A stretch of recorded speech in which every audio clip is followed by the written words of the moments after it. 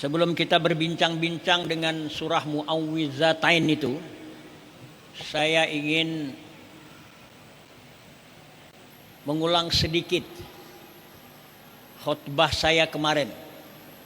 Karena saya merasa perlu, terutama untuk generasi muda, generasi pelanjut. Allah sudah memberikan nikmat begitu besar kepada bangsa ini, yaitu berupa kemerdekaan tanggal 17 Agustus 45. Itu tanggal 8 atau 9 Ramadan tahun 1364. Dan sekarang ini tahun 1447. Artinya sudah 83 tahun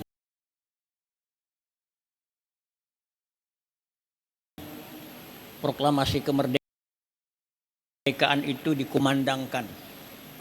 83 tahun itu mendekati 1000 bulan.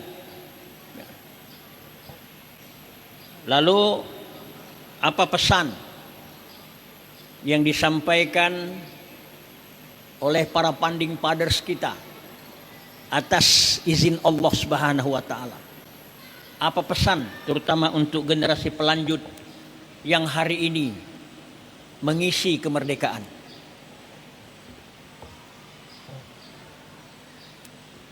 Pesannya itu termuat dalam pembukaan Undang-Undang Dasar 45 yang tidak boleh dirubah. Undang-Undang Dasar 45 itu batang tubuh aturan peralihan bisa diamandemen, sudah diamandemen berkali-kali. Pembukaan tidak. Hikmahnya antara lain adalah menjadi referensi bagi kita untuk mengisi kemerdekaan ini. Anak bangsa yang sudah hidup di alam kemerdekaan. Apa itu referensinya? Pertama,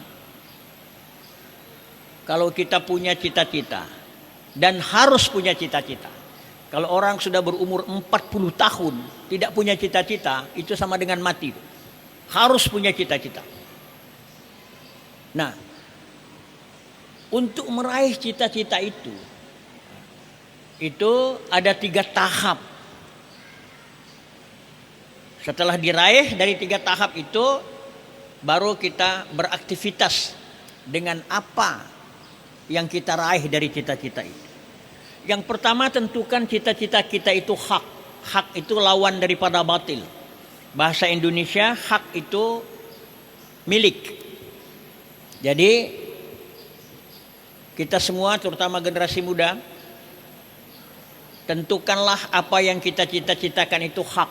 Artinya dia tidak batil, dan yang kedua layak dimiliki. Umpamanya saja kita bercita-cita ingin menjadi presiden. Menjadi presiden itu cita-cita itu hak, bukan batil, boleh. Tapi coba kita berkaca, bercermin. Layak enggak kira-kira kita jadi presiden? Tidak layak. Karena setelah Prabowo ini banyak lagi calon presiden. Tidak layak. Kalau tidak layak, jangan maju. Ya Pak, nanti saya dukung. Jangan. Yang sukses itu yang pendukung itu. Ya. Tentukan. Karena walaupun itu hak tapi tidak layak, mundur. Atau ada yang layak tapi tidak hak. Kita kuat, kita jago, kita tahan pukul, layak menjadi pencuri itu. Layak. Tapi pencuri itu barang batil, tinggalkan. Nah, bagaimana founding fathers kita memandang kemerdekaan? Kemerdekaan itu hak. Hak kemerdekaan, tidak batil. Yang batil itu penjajah. Layak, layak. Karena Allah berikan sumber daya manusia dan sumber daya alam yang begitu berlimpah di negeri ini. Kalau itu sudah ditentukan, hak dan layak, maka diperjuangkan. Nah, yang ini tadi soal hak disebut dalam alinea pertama pembukaan. Saya tidak ulangi lagi. Kemudian yang kedua, kalau sudah itu kita tentukan, harus diperjuangkan, tidak tunggu dari langit. Diperjuangkan. Dan itu disebut di alinea kedua, saya tidak ulangi lagi. Alinea kedua dimulai dari dan perjuangan pergerakan. Lalu berjuang itu ada 2. Satu berjuang pada jalan Allah, satu berjuang pada jalan syaitan. berjuang pada jalan Allah itu seperti founding fathers kita itu, dia memandang bahwa itu hak, dia berjuang walaupun menghadapi penjajah dengan bambu runcing, sementara penjajah dengan persenjataan lengkap. Tapi founding fathers kita bilang merdeka atau mati hanya untuk kita yang hidup hari ini, bukan untuk mereka, untuk kita yang hidup hari ini. Nah, karena perjuangannya itu di jalan Allah, ikhlas, tidak menuntut apa-apa, maka Allah beri rahmat. Dan itu disebut di alinea ketiga. Rahmat dan merdeka itu 10 hari pertama Ramadan, periode rahmat. Makanya jangan dirubah pembukaan atas berkat rahmat Allah. Jangan dirubah atas berkat rahmat Tuhan, berkat rahmat Allah. Kemudian ada juga orang yang meraih cita-cita itu melalui jalan syaitan. Misalnya kita ingin satu jabatan, ambil contoh apa sajalah, pegawai negeri misalnya. Jadi pegawai negeri ingin menjadi kepala dinas, ya. Dia berjuang. Ini kalau berjuang ini katanya kalah saya ini. Maka berjuang pada jalan setan, sikut kanan, sikut kiri, injak ke bawah, menjilat ke atas, menggunting dalam lipatan, memfitnah. Bisa jadi. Tapi kalau dia jadi ini, jadi kepala dinas, kemungkinan besar tidak mendapat rahmat. Hanya untuk dia saja. Hanya untuk dia saja. Tidak ada manfaat bagi orang lain. Nah, bangsa Indonesia karena berjuang pada jalan Allah, Allah beri rahmat. Apa itu? Kemerdekaan. Dan itu disebut di alinea keempat. Apa yang mau dilakukan setelah merdeka ini. Oleh karena itu, apa yang kita cita-citakan juga harus selaras dengan. Yang keempat itu adalah tujuan bangsa ini dimerdekakan. Pertama, melindungi segenap bangsa Indonesia dan seluruh tumpah darah Indonesia. Yang kedua, memajukan kesejahteraan umum. Yang ketiga, mencerdaskan kehidupan bangsa. Yang keempat, perdamaian. Ikut melaksanakan ketertiban dunia. 4. Jadi kalau cita-cita sudah kita raih, menjadi kepala dinaskah kita, menjadi polisikah kita, menjadi TNI, menjadi dokterkah kita, maka dalam mewujudkan cita-cita itu, mewujudkan amanah yang diberikan kepada kita harus selaras dengan cita-cita 4 ini. Pertama, mesti ada kepentingan. Orang tidak dipandang, orang dipandang sebelah mata. Itu namanya tidak memberikan perlindungan kepada bangsa Indonesia. Melindungi segenap bangsa Indonesia dan seluruh tumpah darah Indonesia.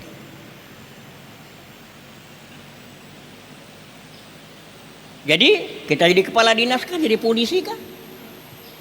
Kalau kita mentang-mentang saya berkuasa, maka itu tidak selaras dengan cita-cita kemerdekaan ini. Kemudian memajukan kesejahteraan umum. Amanah yang diberikan kepada kita adalah untuk semua. Jadi kepala dinas apapun, untuk kesejahteraan, bukan untuk kita, bukan untuk famili kita. Yang ketiga, mendidik, mencerdaskan kehidupan bangsa. Hari ini banyak orang mau jadi pejabat, malah rakyat dibodoh-bodohi. Kau pilih saya, nanti saya kasih kau 500.000. 5 tahun sudah itu menderita. Itu tidak mendidik. Bodoh itu orang. Rakyat dibodohi. Kemudian yang keempat itu adalah memelihara ketertiban. Jangan hanya kita punya kuasa, malah kita bikin onar. Tanah orang sembarang saja kita rampok. Hak orang ambil saja. Karena di belakang kita ada bekeng yang macam-macam begini nih. Allah tidak beri rahmat kepada negeri ini. Oleh karena itu pada generasi muda, termasuk bapak-bapak juga, peganglah amanah ini dengan baik. Selaraskan dengan apa yang diamanahkan oleh para founding fathers kita. Karena merdeka itu didapat Allah berikan pada bulan Ramadan 83 tahun lalu. Begitu sekadar pengantar. Yang kedua kita bicara soal muawwizatain tadi. Jadi setelah Bapak Ibu sekalian baca Quran, dan ini nanti kaitannya dengan cita-cita kita itu, dengan amanah kita itu. Bapak Ibu, dalam bulan Ramadan insya Allah semua sudah baca Quran, sudah hatam. Ada nggak yang kita renungkan dari bacaan Quran kita ini? Quran itu memuat hukum segala macam, karena Quran itu sumber ilmu pengetahuan, atau paling tidak Al-Quran itu kalau kita pahami mendorong kita untuk menggali ayat-ayat Allah yang begitu banyak yang tidak terhitungin. Nah begitu kita baca Quran, mulai dari Al-Fatihah, Al-Baqarah, Ali Imran dan seterusnya, sampai belum Al-Quran ditutup, ya ini menurut dituliskan ya, bukan menurut dinuzulkan, menurut dituliskan. Menurut tuliskan tuh Al-Fatihah pertama dan ditutup surah An-Nas. Dua surat yang disebut dengan muawwizatain, Al-Falaq dan An-Nas. Menurut dituliskan. Dalam hidup ini termasuk tadi orang yang sudah mendapat cita-cita itu, orang yang hari ini punya jabatan, punya amanah, itu diintai oleh kejahatan, Pak. Diintai oleh kejahatan. Jadi jangan senang-senang menjadi pejabat. Ya. Kadang-kadang menjadi pejabat ini hanya mempertinggi tempat jatuhnya. Semakin dia naik manjat ke atas, semakin tinggi, lalu jatuh akan sakit ketimbang rendah-rendah jatuhnya. Nah, kita ini semua diintai oleh kejahatan, Pak. Maka Allah karena kasih sayang kepada kita, sebelum kita menutup Al-Quran ini ada dua surah perlindungan, muawwizatain, dua surah perlindungan. Yang satu Qul a'udzu birabbil falaq, yang satu Qul a'udzu birabbin nas. Hakul yakin saya semua yang mendengar ini sudah hafal dua surat, kecuali yang tidur. Ya. Minta berlindung daripada apa? Ada 5 kejahatan yang mengiringi kita. Mulai kita bangun tidur sampai kita tidur lagi, apapun profesi kita, ada 5 kejahatan yang mengintai kita, yang mengintai. Oleh karena itu, minta berlindunglah kepada Allah. 5 itu, 4 disebut di surah Al-Falaq. 4. 1 disebut di surah An-Nas. Mari kita baca. Qul a'udzu birabbil falaq. Katakanlah aku berlindung kepada Rabb, kepada Tuhan menciptakan cuaca remang-remang. Cuaca remang-remang itu seperti sekarang ini, antara malam mau siang, cuaca remang-remang. Kita bangun tidur, minta berlindung. Atau nanti sore, siang, menjelang malam, menjelang maghrib itu cuaca remang-remang.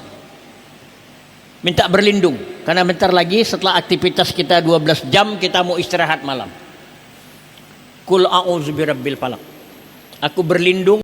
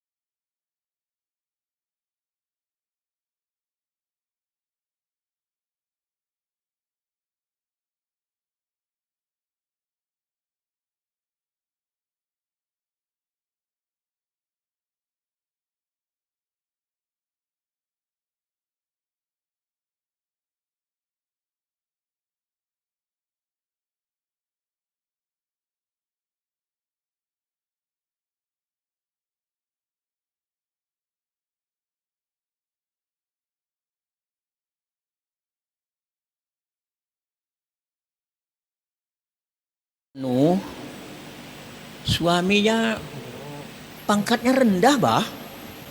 Tapi kok dia bisa punya mobil mewah.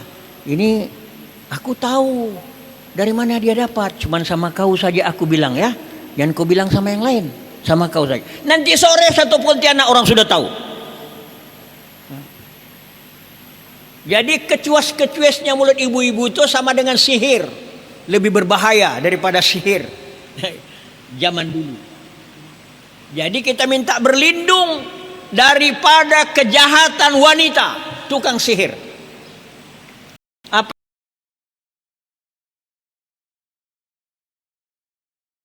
Apakah bapak-bapak tidak? Ya bapak-bapak juga.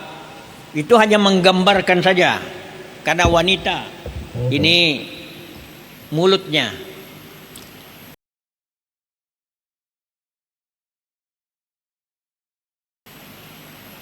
Kalau bapak-bapak kepalanya berpikir.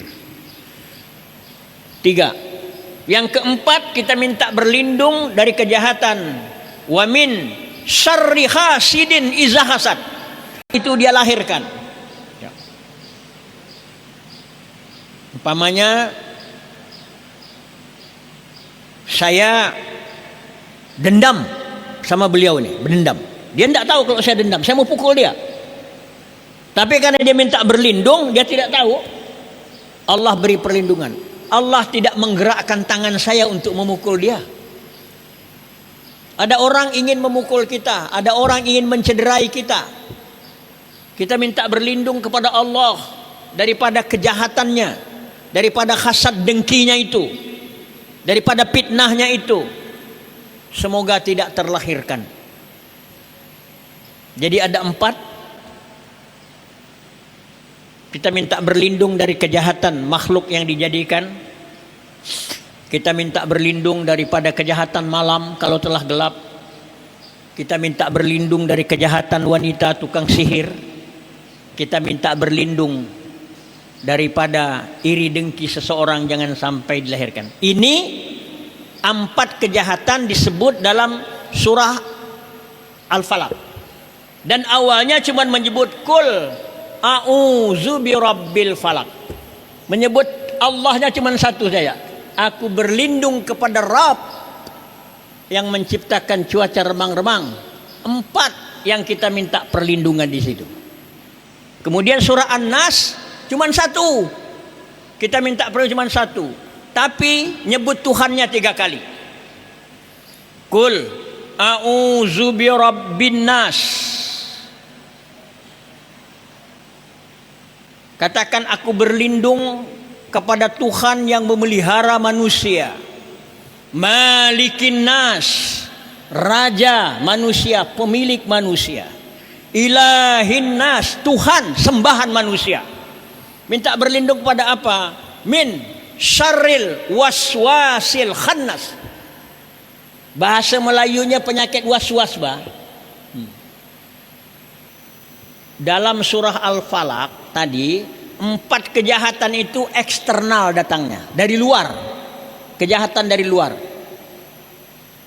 Makhluk yang dijadikan dari luar, kejahatan malam dari luar, wanita tukang sihir dari luar, kejahatan dari luar. Tetapi dalam surah An-Nas ini internal, dari dalam, dari dalam. Jadi kita minta berlindung dari kejahatan yang datang dari dalam. Apa itu? Waswasil khannas. Jadi kita minta berlindung dari penyakit waswas. Kita ini kadang-kadang udah mantap nih, mau membuat sesuatu, tapi tahu-tahu batal karena ada yang membisikkan. Yang membisikkan itu adalah golongan jin dan manusia. Jadi membolak-balik hati kita ini, sudah mantap kita, tapi ada yang membisikkan. Aku nanti subuh mau mendengar kuliah subuh, tapi ada yang bisikkan, bagus kau tidur ya, ngantuk, tidur. Kejahatan internal, karena itu dari dalam. Maka 3 kali kita menyebut Rabb. Qul a'udzu birabbin nas, malikin nas, ilahin nas. Dari dalam. Jadi justru kejahatan yang agak atau saya tidak bilang paling berbahaya itu adalah kejahatan yang muncul dari diri kita sendiri. Itu yang paling berbahaya. Qul a'udzu birabbin nas, malikin nas, ilah min syarril waswasil khannas allazi yuwaswisu fi sudurin nas, yang membolak-balikkan dada manusia itu. Minal jinnati wan nas, daripada jin dan manusia. Manusia yang bisikkan itu manusia sama dengan jin. Kalau ada orang sudah baik betul dibisikkan yang tidak betul, tapi kita mau nerima karena kejahatan itu dari dalam, orang bibisikkan saja. Begitulah para shaimin saimat, perbincangan singkat pagi hari ini, mudah-mudahan ada manfaatnya. Saya mau simpulkan yang pertama, anak-anak muda terutama dan kita orang-orang tua, teruslah berbuat, teruslah berjuang, raihlah cita-cita kita, perjuangkan cita-cita kita itu, karena negara menanti kita. Apapun yang kita cita-citakan dan kita peroleh, perjuangkanlah dengan cara-cara yang benar, perjuangkanlah pada jalan Allah. Insya Allah selamatlah kita daripada kejahatannya, dan insya Allah kita memberikan dharma bakti kepada bangsa ini. Oleh karena itu, hanya kepada Allah lah kita berharap, kepada Allah lah kita berlindung, kepada Allah lah kita minta pertolongan. Jangan bergantung kepada manusia, karena dia punya jabatan tinggi, kita bergantung kepada dia, nanti dia jatuh. Pejabat yang kita bergantung kepadanya dia jatuh, dan kita jatuh terhempas.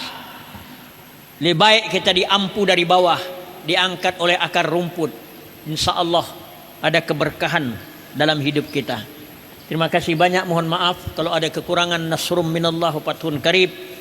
Assalamualaikum warahmatullahi wabarakatuh.